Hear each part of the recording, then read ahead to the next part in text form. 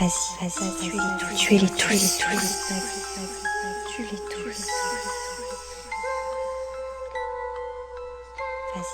Vas-y, tuez-les tous.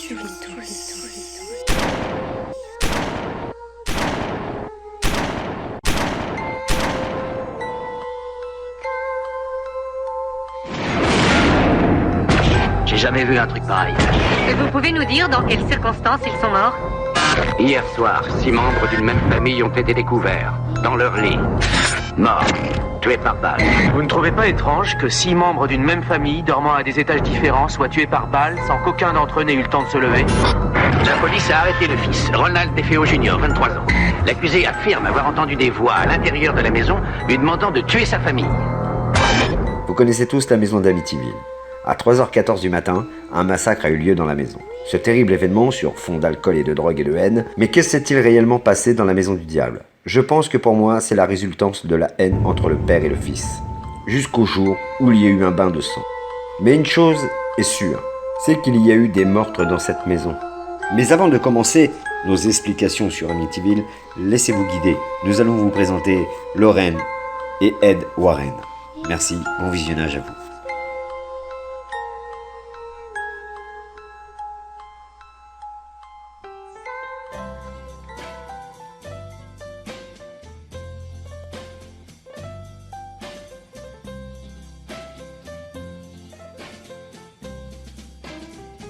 Ed Warren.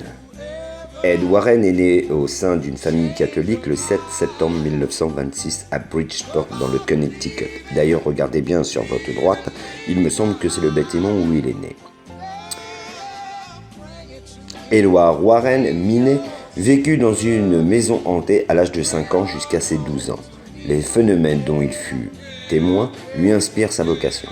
Son père, qui était agent de police, lui disait souvent qu'il y avait une explication logique à tout ce qu'il voyait dans la maison. Mais jamais il lui donna cette fameuse raison. Parfois, vers 2 ou 3 heures du matin, quand sa famille dormait, Ed entendait la porte du placard s'ouvrir, mais quand il regardait à l'intérieur, il voyait que les ténèbres. Une nuit, une lumière apparut dans sa chambre qui se transforma rapidement en une sorte de boule. Puis un visage commença à se dessiner, celui d'une vieille femme à l'air revêche. Aujourd'hui, les gens qualifieraient ce phénomène d'ordre. Mais le petit garçon qu'il était ignorait tout de ce mot.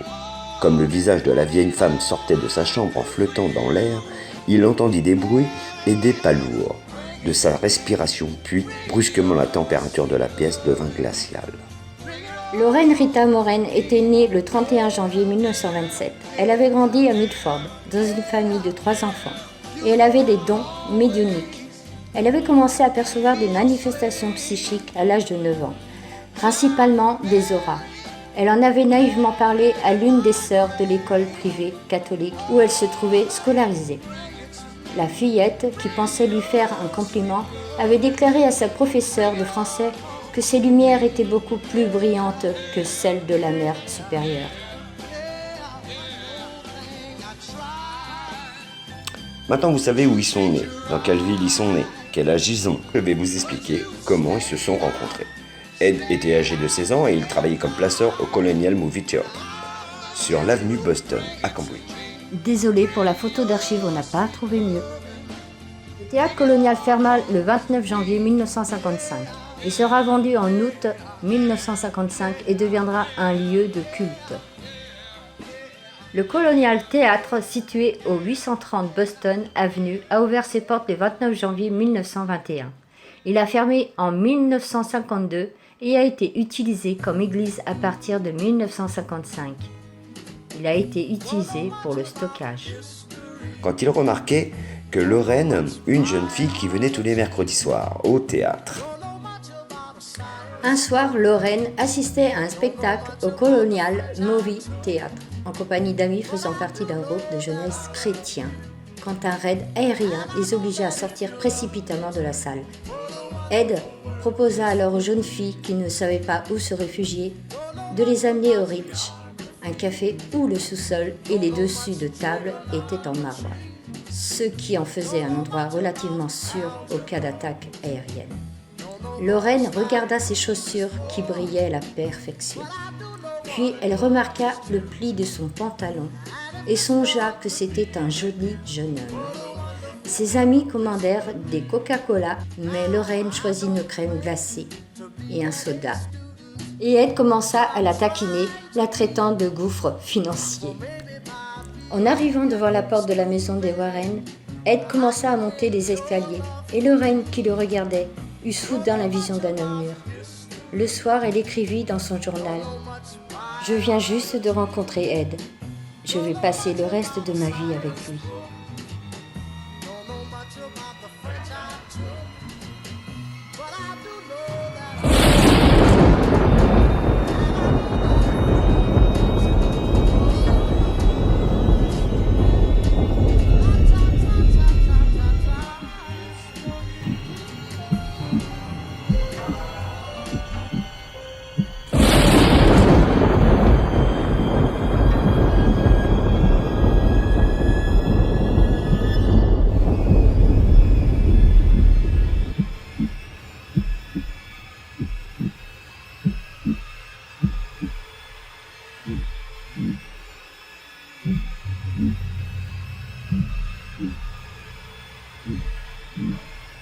C'est bien, tu les as tous.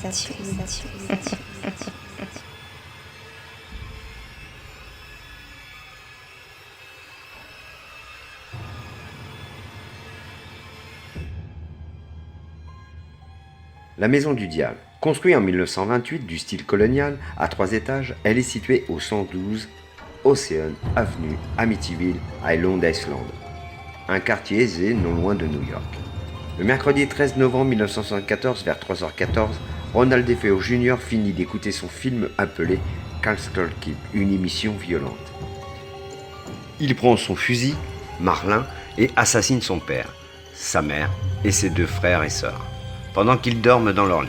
Certains sont tués dans leur sommeil, d'autres auront le temps de se réveiller avant leur assassinat. Ronald Sr. reçoit 2 balles dans le dos.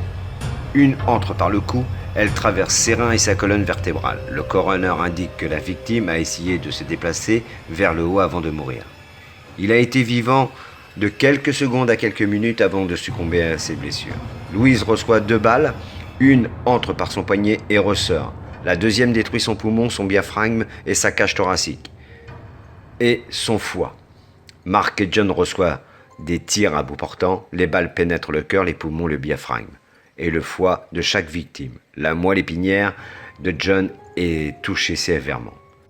Allison est réveillée. Elle a le temps de voir le fusil avant qu'elle reçoive une balle en pleine tête. La balle est ressortie et a frappé le mur et rebondit par terre. Dawn a reçu une balle à bout portant, également dans le bas de son cou. La balle est ressortie par l'oreille gauche. Voici le rapport d'un journaliste qui mentionne les faits sur les meurtres.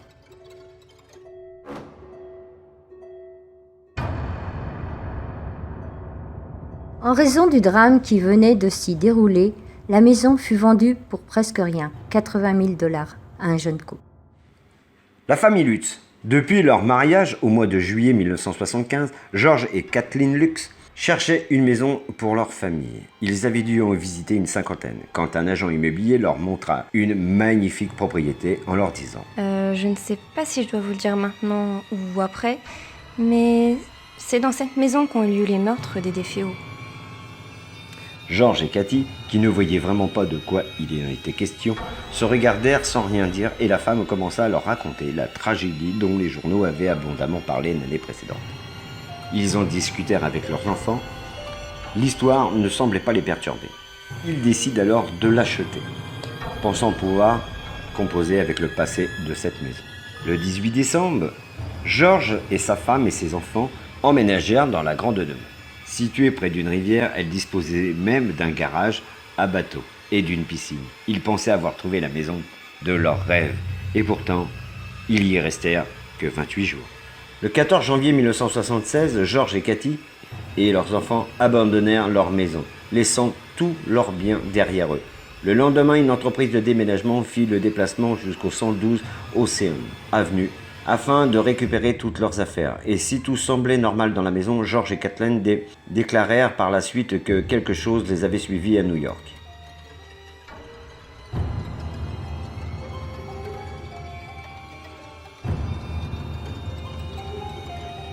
Je me souviens qu'avec Ed, Nous sommes partis sur les lieux à 1h du matin. On se sentait tellement affectés par cette visite qu'on s'est promis de ne jamais revenir dans la maison d'Amityville. Le 6 mars 1976, nous avions organisé une nouvelle visite filmée par une télévision new-yorkaise. Mais quand je tentais de rentrer en contact avec les esprits, les membres de l'équipe de tournage furent victimes de multiples malaises. Hans Holzer était un auteur parapsychologue. Austro-américain, il a écrit plus de 120 livres sur le sujet surnaturel et occulte, pour le marché populaire ainsi que plusieurs pièces de théâtre, comédies musicales, films et documents. Il a animé une émission de télévision, Ghost Hunter. There is a group of professional parapsychologists, serious, dedicated people, who suffer from an allergy. Mais vous allez vous demander pourquoi je vous parle de cette personne. Eh bien cette personne, je vais vous expliquer ce qu'elle a apporté en plus dans l'enquête d'Amityville. C'est parti, let's go do it now. Le 13 janvier 1977, Holzer, William Weber et Laura Didio pénétrèrent dans la maison en compagnie d'Ethel Johnson Meyers, une médium célèbre pour ses transes profondes. Tout ce qu'il me faut, c'est un bon médium capable de transes profondes. Comme ça, s'il y a la moindre entité, elle peut utiliser les cordes vocales du médium pour discuter avec moi. C'était vraiment étrange et très choquant de voir la transformation physique que subit cette femme.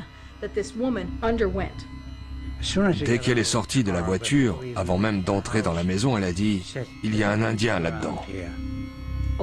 D'un seul coup, une pomme d'Adam lui a poussé. Après un moment, cette femme a commencé à parler dans un drôle de charabia.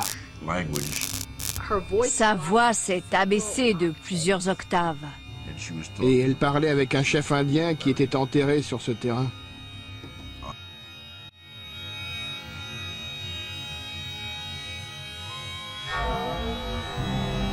On a découvert que c'était un cimetière indien et que le quartier avait été construit dessus, à la grande fureur de l'Indien qui était enterré là.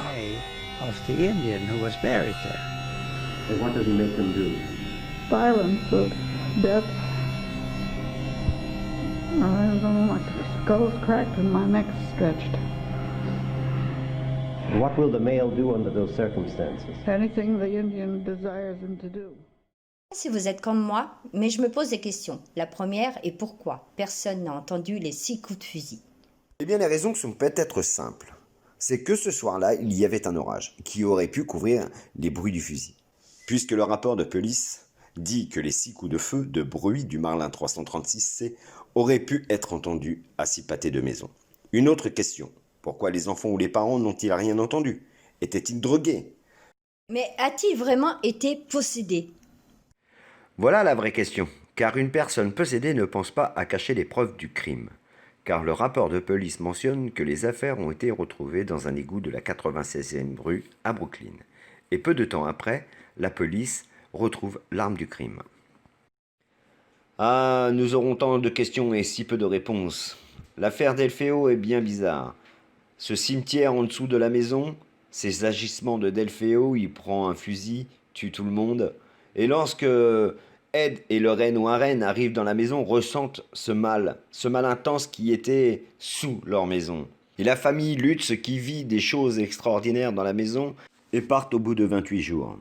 Les agissements, ce qui s'est passé à l'intérieur de cette maison, sont bien réels. Malheureusement, à vouloir faire des films, du buzz, certaines personnes ont exagéré certaines situations. La seule situation qui pour moi est vraiment extrêmement étrange dans cette maison, c'est lorsque le photographe posa son appareil photo et régla son appareil à prendre une photo toutes les minutes. Et je vous laisse regarder le cliché que cet appareil photo a laissé derrière lui. Voilà ce qui est étrange, c'est que de l'affaire Delfeo, le massacre qu'il a fait a engendré un nouveau fantôme dans cette maison. There's a lot of pictures of us in the house. Here's one of the pictures of Ed and I. You guys were inside. Oh yeah, yeah, we were. We didn't do anything without with another. You're in probably one of the most haunted places in the world because of the things that are in here. Everything in here has been taken from some place where people are either killed or maimed or so many ways. So it's tragic for me, you know, to even go in. People are very, very interested in the museum. And there's some people that are afraid to even go in. Right here is a conjuring mirror. Everything and anything in here we have investigated. Don't ever touch anything. And if you do, let me know. This is the worst thing in here. It's that doll. I'm not gonna stare at it though. So you can take a picture, but I'm not gonna stare at it because that has done bad harm on a lot of people. You have to conjure the spirits in order to get them. You know, you're not going to get them by just walking around here. And that's the one that's sort of depicted a little bit in this movie, correct? Yes, it is. Yeah. That's the Annabelle doll. Yes. The Holy Spirit, amen. What has been done is circular embolism, which is prayers, are said all the time, you know, to pray. You're a priest to bless. Yes, definitely. Yes, oh my God, yes. I can't do that.